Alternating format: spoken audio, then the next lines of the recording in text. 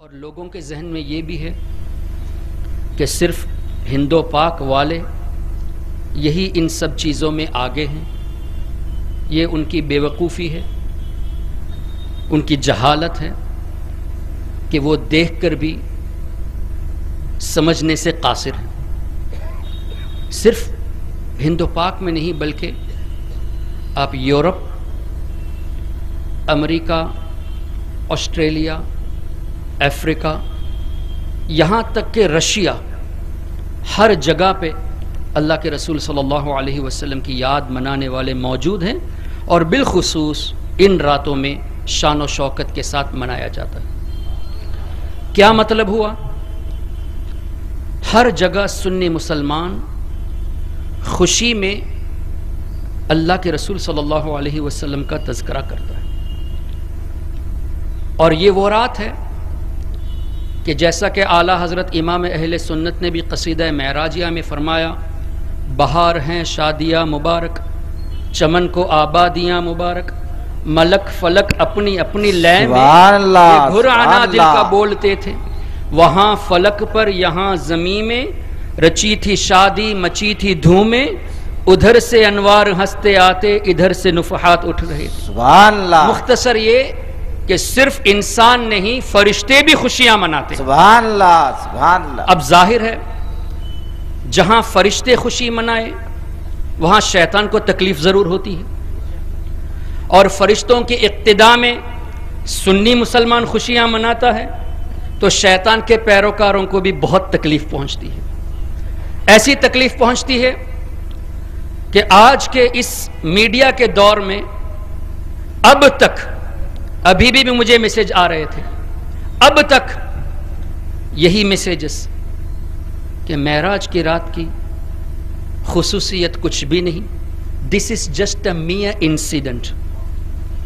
تم لوگوں کے لیے ایک میئر انسیڈنٹ ہوگا، لیکن ہمارے لیے یہ وہ عظیم رات ہے کہ ہمارے آقا صلی اللہ تعالی علیہ وسلم نے اللہ تبارک و تعالی کا اپنے سر کی آنکھوں سے دیدار فرمایا، اور یہ وہ رات ہے کہ اللہ تعالیٰ کے رسول صلی اللہ علیہ وسلم نے اللہ سے ہمیں وہ تحفہ عطا فرمایا جس میں ہماری بھی معراج ہے. سبحان اللہ سبحان اللہ. اگر ہم اس رات کو خوشی مناتے ہیں تو ہماری بھی معراج ہے، ہمارے آقا صلی اللہ تعالیٰ علیہ وسلم کی بھی معراج ہے.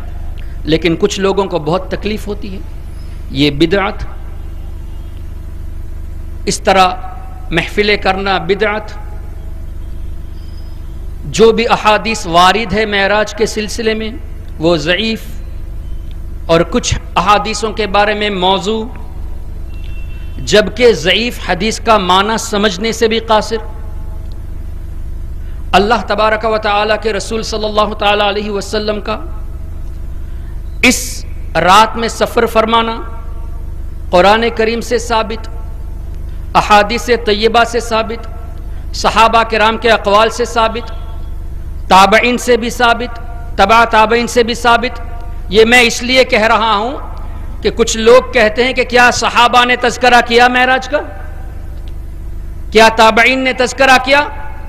تو ہم کہتے ہیں کہ یقیناً کیا، اور دلیل کے لیے ہم صحابہ کرام کے حوالے پیش نہیں کرتے، تمہارے امام کی کتابوں کے حوالے پیش کرتے ہیں.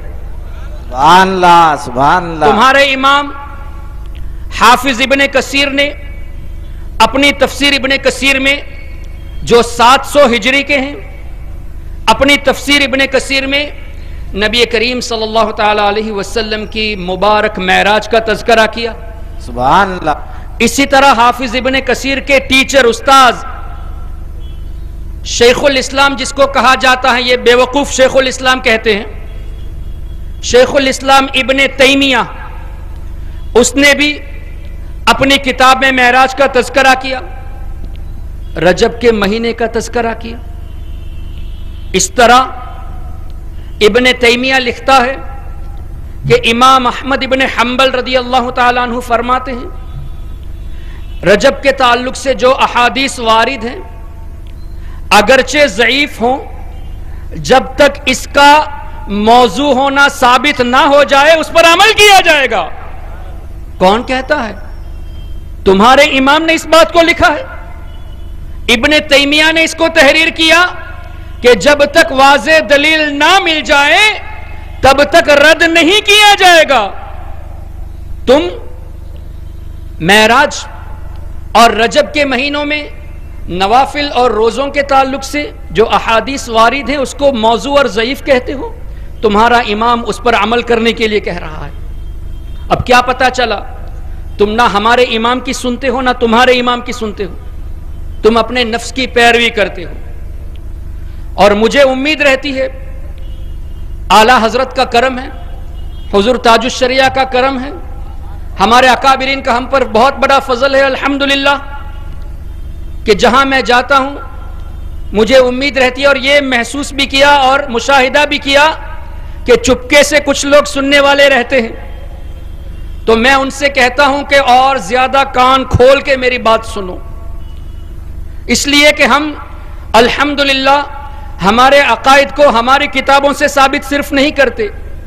ہم اگر یہ کہیں گے کہ جلال الملت والدین امام جلال الدین سیوطی شافعی رضی اللہ تعالیٰ عنہ نے اس حدیث کو بیان فرمایا تو تم کہو گے کہ یہ تمہارے امام کا بیان کردہ ہے. اگر ہم مجدد وقت امام تقی الدین سبکی شافعی رضی اللہ تعالیٰ عنہ کا حوالہ پیش کرے تب بھی تم اعتراض کرو گے. ہم اعلیٰ حضرت امام اہل سنت کی کتابوں کا حوالہ پیش کرے تب بھی اعتراض کرو گے. اس لیے ہم ہمارے نوجوانوں کو جو کنفیوز ہوتے جا رہے ہیں ان کے بچاؤ کے لیے, ان کو ایڈوکیٹ کرنے کے لیے ہم ان وہابیوں کے اماموں کی کتابوں کو پیش کرتے ہیں. ہمارے عقائد ان کی کتابوں سے ثابت کرنے کی ہم کوشش کرتے ہیں تاکہ ان کی اصلیت بھی ظاہر ہو جائے اور ہمارا نوجوان پختہ ہو جائے. معزز سامعین, ابن کثیر نے اس حدیث کو نقل کیا. شب معراج میں نبی کریم صلی اللہ تعالی علیہ وسلم کا پورا سفر تفصیل کے ساتھ, ڈیٹیل کے ساتھ بیان فرمایا. اور ابن تیمیہ نے رجب کے تعلق سے احادیث سے جمع کی. ہمیں ہمارے بزرگوں نے یہ تعلیم دی کہ ان مہینوں کی قدر کی جائے, اور وہ بھی اس لیے کہ اللہ نے 4 مہینے 12 میں سے حرمت والے بنائے. ان میں سے ایک یہ رجب المرجب کا مہینہ. رجب کا مہینہ حرمت والا, sacred month. What do you mean by sacred month? حرمت کا کیا معنی؟ اس مہینے کی تعظیم کی جائے, اس مہینے کا ادب کیا جائے, گناہوں سے ویسے بھی بچنا چاہیے, ان مہینوں میں خاص کر گناہوں سے بچا جائے. اب میں آپ سے پوچھنا چاہتا ہوں, گناہوں سے بچا جائے, ان ادر ورڈز اس کا معنی کیا ہوا؟ نیکیاں زیادہ کی جائے, ہے کہ نہیں؟ گناہوں سے بچنے کا مطلب نیکیوں کی طرف زیادہ رغبت ہو. اب نیکیاں کرنے میں فجر کی نماز میں 2 رکعت فرض ہے, آپ اس کو اضافے میں 4 تو نہیں کر سکتے. ظہر میں 4 رکعت فرض ہے, آپ اس کو ایڈیشن میں 6 رکعت نہیں کر سکتے. عشاء میں 3 وتر ہیں جو واجب ہیں احناف کے نزدیک, آپ اس کو 4 نہیں کر سکتے. فرائض میں you can't do any addition, لیکن آپ کو عبادت زیادہ کرنا بھی ہے اس مہینے میں, اس لیے کہ حرمت والے مہینے ہیں. تو آپ کو زیادہ عبادت میں رغبت دلانے کے لیے, رغبت لانے کے لیے نوافل پہ زیادہ عمل کرنا چاہیے. یہی وجہ ہے کہ ہمارے بزرگوں نے احادیث طیبہ کی روشنی میں ہمیں نوافل نماز ادا کرنے کا طریقہ بتایا اور نوافل روزے رکھنے کا طریقہ بتایا. یہ لوگ کہتے ہیں کہ نوافل کے تعلق سے جتنی احادیث ہیں وہ ضعیف اور موضوع بتاتے ہیں, جبکہ ضعیف حدیث کا معنی یہ سمجھتے نہیں. ضعیف کا مطلب یہ نہیں کہ یہ فیبریکیٹ ہے. ضعیف کا معنی ویک حدیث اس لیے کہا گیا ہے, علماء کرام ہیں میری اصلاح کریں گے, یہ حدیث ہی ہے. نیریٹس میں سے, راویوں میں سے اگر کسی ایک راوی میں ایک معمولی سی کمزوری پائی جائے, ایک معمولی سی خطا پائی جائے, تو اس خطا کی بنا پر ان کی حدیث کو ضعیف حدیث میں قرار پایا. اس کا مطلب یہ نہیں کہ یہ حدیث ہے, اور وہ بھی اس لیے کہ نبی کریم صلی اللہ تعالی علیہ وسلم کے الفاظ ان لوگوں کی زبان سے آئے جنہوں نے اپنی زندگی میں کوئی خامیاں نہیں کی، جنہوں نے اپنی زندگی میں کبھی بھول نہیں کی، متقی رہے، ایسے لوگوں کے ذریعے سرکار صلی اللہ علیہ وسلم کے الفاظ ہم تک ملے، اور اس درمیان میں 5 یا 6 راویوں میں اگر ایک راوی میں کوئی معمولی سی کمزوری پائی گئی تو اس کی وجہ سے اس حدیث کو ضعیف کی کیٹیگری میں رکھ دیا گیا. اور اس کو کیٹیگرائز کرنے والے ابن تیمیہ نہیں ہیں، ابن عبد الوہاب نجدی نہیں ہیں، ان کا ملا ناصر الدین البانی نہیں ہے، بلکہ بڑے بڑے محدثین نے اس کو کیٹیگرائز کیا. اور جن محدثین نے کیٹیگرائز کیا انہوں نے اس کی رولنگز بھی بتائی ہے. فار ایگزامپل فرائض اور واجبات کے لیے صحیح حدیثوں کا استعمال کیا جائے گا. اگر ہم کسی چیز کے بارے میں کہیں کہ کل کا روزہ آپ کے اوپر فرض ہے تو ہماری ذمہ داری ہے کہ ہم صحیح حدیث سے ثابت کریں. ہم اگر یہ کہیں کہ آج رات کے نوافل واجب ہے تو ہماری ذمہ داری ہے کہ حدیث سے پیش کریں.